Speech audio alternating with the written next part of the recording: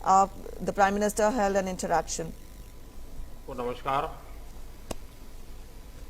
आप सभी ने कोरोना की सेकेंड वेव से मुकाबले में बहुत परिश्रम से काम किया है और लगातार कर रहे हैं। आप में से कई लोग ऐसे हैं जो खुद कोरोना पॉजिटिव होने के बावजूद अपने जिले में स्थिति संभालने के लिए लगातार काम करते रहे। इससे जिले में अन्य लोगों का हौसला भी बढ़ा और आपसे प्रेरणा भी मिली। बहुत से ऐसे हैं जो कई कई दिनों तक घर नहीं जा पाए, अपने घर वालों से नहीं मिल पाए। कई लोगों ने अपने परिवार के अहम सदस्यों, अपने करीबियों को खोया भी है।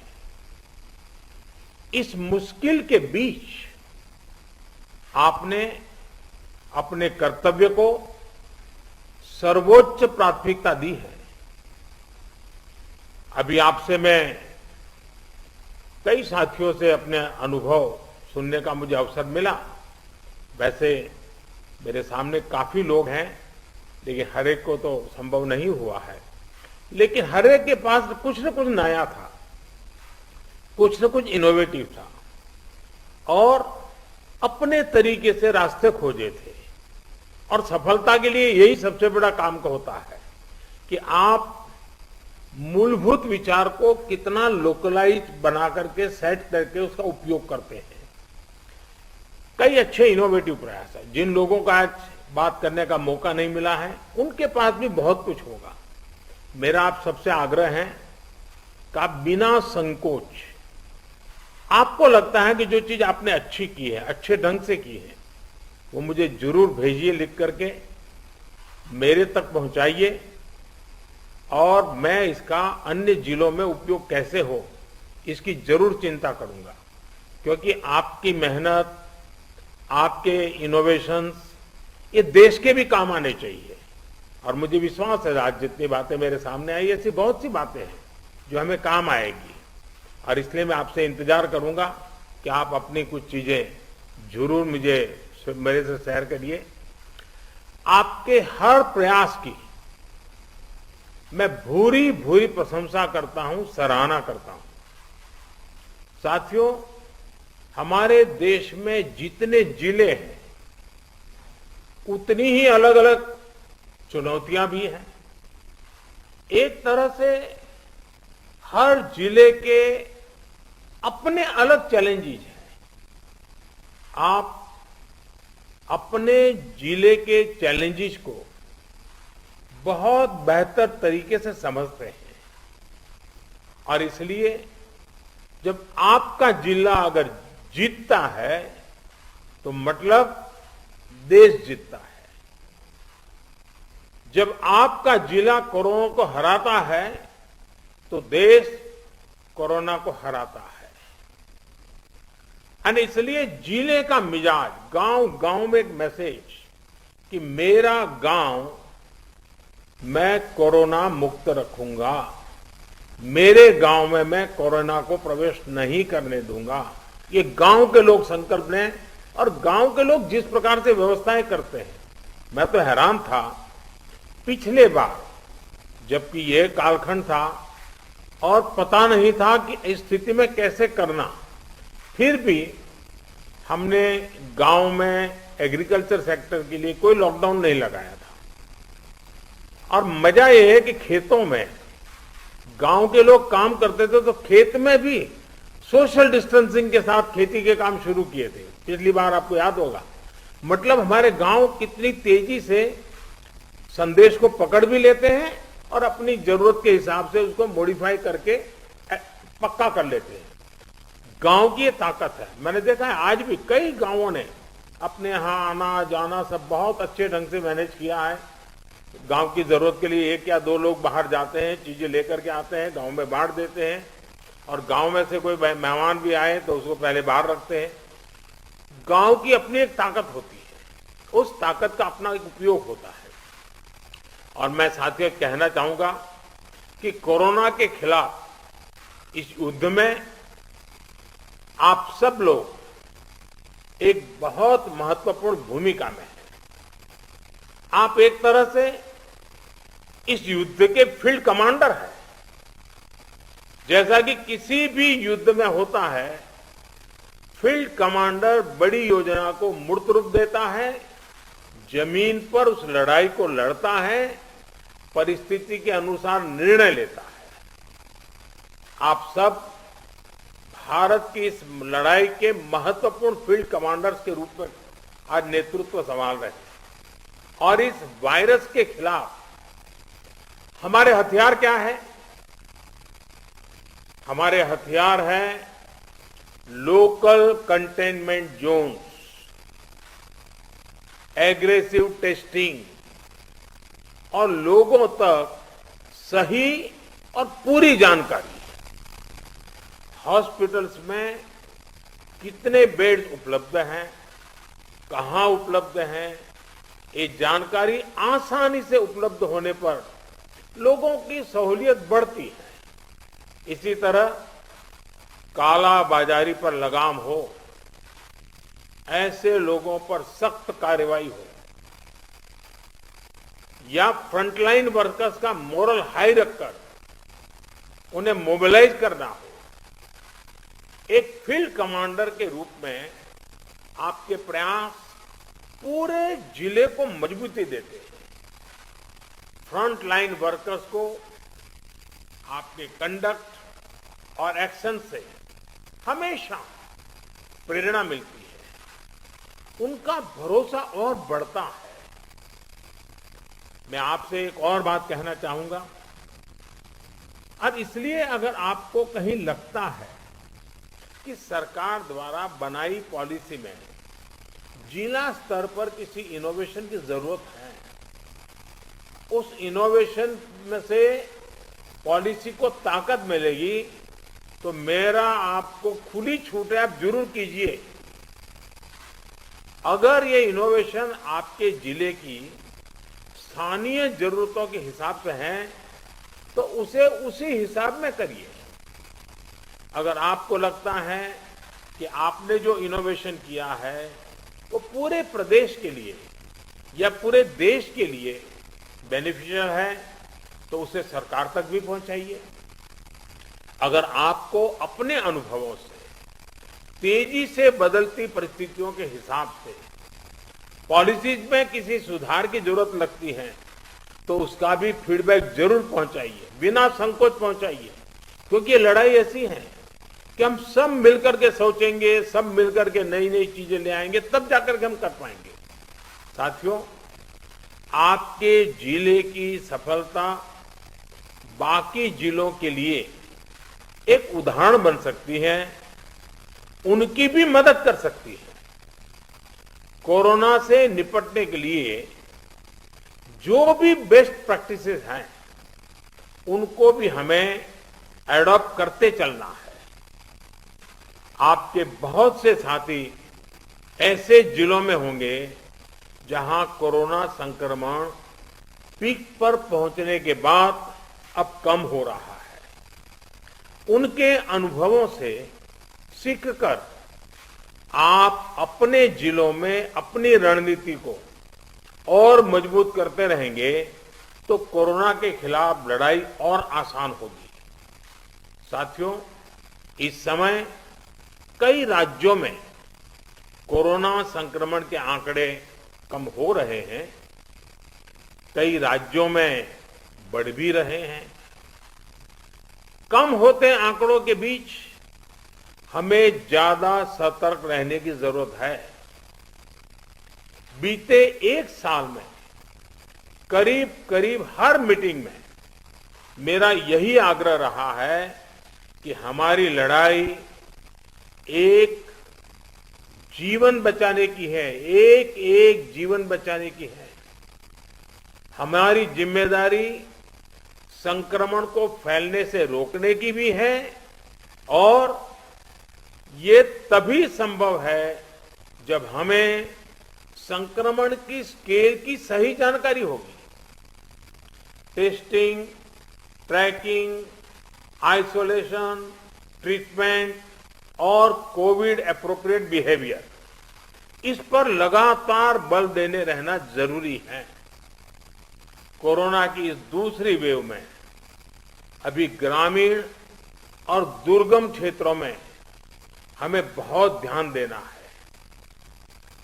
इसमें फील्ड में बिताया हुआ आप सभी का अनुभव और आपकी कुशलता ये बहुत काम आने वाली है।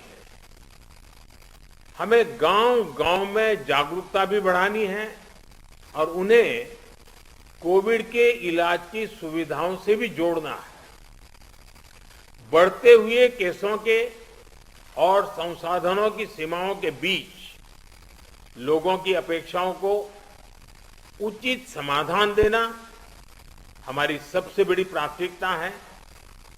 सारी चुनौतियों के बीच समाज के सबसे निचले छोर पर खड़े व्यक्ति का चेहरा ध्यान में रखते हुए हमें काम करना है।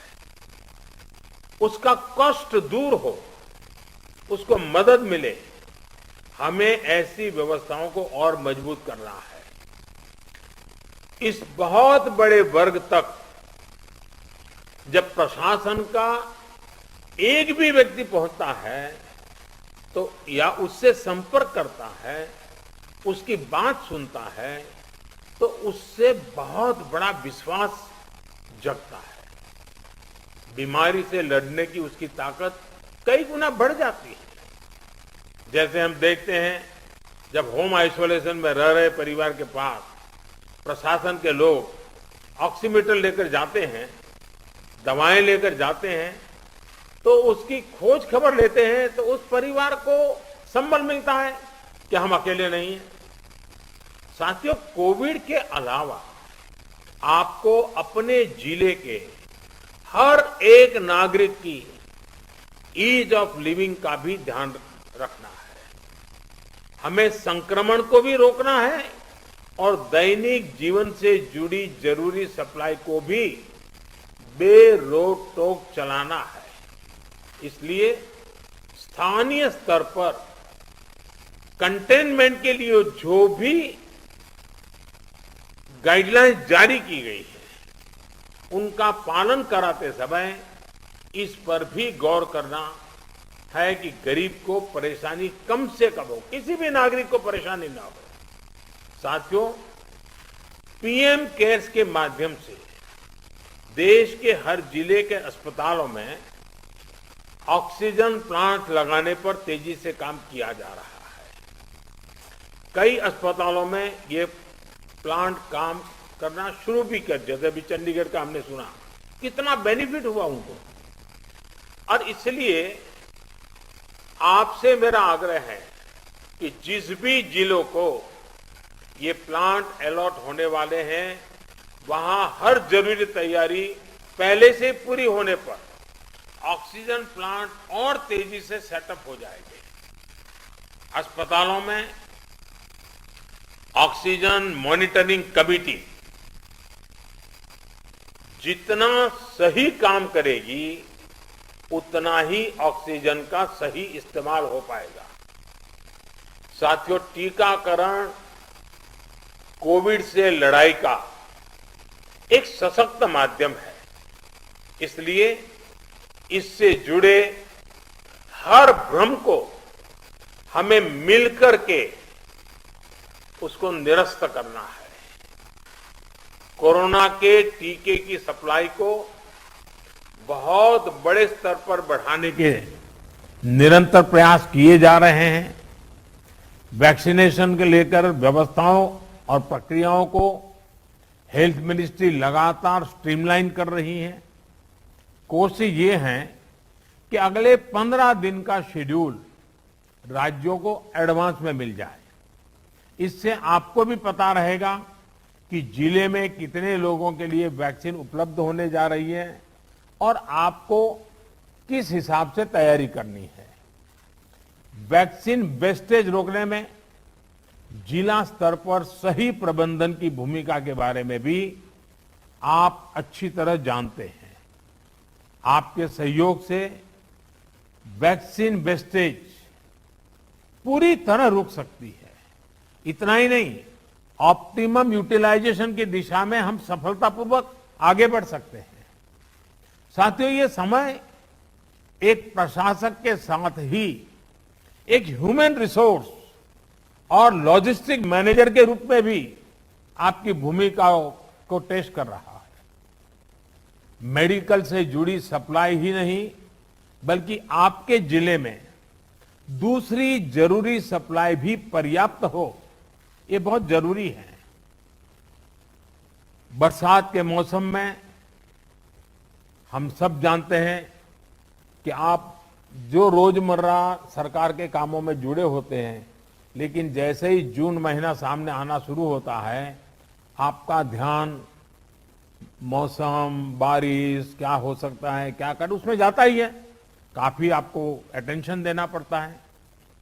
और इस बार भी बारिश अब शुरू होने जा रही है, तो स्वाभाविक आपको बरसात के मौसम की जो चुनौतियां हैं, जो एक्स्ट्रा आपके लिए बर्डन भी होती हैं, जिम्मेवारी भी होती हैं, और इसलिए आपको बहुत तेजी से अपनी जरूरतों को मैप करना है और जरूरी प्रबंध करना है। अब कई बार तेज बारिश के कारण बिजली चली जाती है और कहीं अस्पताल में बिजली चली गई तो बहुत बड़ा संकट हो जाएगा ऐसे समय। तो ये चीजें अभी से हमको सोचनी पड़ेगी। चुनौती बड़ी है, लेकिन हमारा हौसला उससे भी बड़ा है और हमारा रिस्पांस न भूतो न भविष्यति, ऐसा ही होना चाहिए। इसी हौसले और संकलन के साथ, इसी इरादे और संकल्प के साथ हम देश को इस संकट से बाहर निकालेंगे। अभी कोरोना के खिलाफ आपको जो अनुभव मिलेंगे, वो भविष्य में भी आपके भी और देश के भी बहुत काम आने वाले हैं। इन अनुभवों का सही इस्तेमाल करके आप आगे भी देश की बड़ी सेवा कर सकते हैं। मुझे विश्वास है कि आपके सहयोग से, आपके कुशल नेतृत्व से, आपके कुशल प्रबंधन से भारत कोरोना के खिलाफ इस लड़ाई में मजबूती से आगे बढ़ेगा। मुझे खुशी है कि आज सभी जो राज्य इस मीटिंग में हैं, उनके सभी माननीय मुख्यमंत्रियों ने भी समय निकाला। जब कार्यक्रम की रचना कर रहे थे, तब लग रहा था कि मुख्यमंत्रियों का समय इसमें व्यस्त करने की जरूरत नहीं है, क्योंकि जिले के लोगों से बात करना है, वो तो जानते ही थे। लेकिन फिर भी इस विषय के प्रति गंभीरता को लेकर के, संवेदनशीलता को लेकर के मुख्यमंत्री भी इसमें जुड़े हैं, ये बहुत ही स्वागत योग्य है। मैं सभी आदरणीय मुख्यमंत्रियों का भी हृदय से आभार व्यक्त करता हूं और मुख्यमंत्री जी के मार्गदर्शन में आपकी जिले की सारी टीमें एक विश्वास के साथ, संकल्प के साथ एक एक गांव को कोरोना से बचाना है, इस मंत्र को लेकर के आप आगे बढ़ें और तेजी से रिकवरी रेट बढ़े, तेजी से पॉजिटिव केसों की संख्या बढ़े, तेजी से टेस्ट ज्यादा हो। इन सभी बातों पर बल देते हुए हम सफलता की दिशा में एक भी प्रयास न छोड़े, एक भी प्रयोग न छोड़े। मुझे विश्वास है कि जो आपसे सुना है उसमें एक आत्मविश्वास भी है, अनुभव भी है, नए नए तौर तरीके भी हैं। ये सारी चीजें अपने आप में बहुत बड़ा विश्वास पैदा करती है। मैं फिर एक बार आप सबका बहुत बहुत धन्यवाद करता हूं और बहुत बड़ा काम है, फील्ड में रहना है। आपके स्वास्थ्य का भी जरूर ख्याल रखिए, अपने परिवारजनों के स्वास्थ्य का भी ख्याल रखिए और आप जिस क्षेत्र को संभाल रहे हैं वहां के एक एक नागरिक के स्वास्थ्य को बनाए रखने में आपका नेतृत्व काम आए, इसी अपेक्षा के साथ बहुत बहुत धन्यवाद, बहुत बहुत शुभकामनाएं।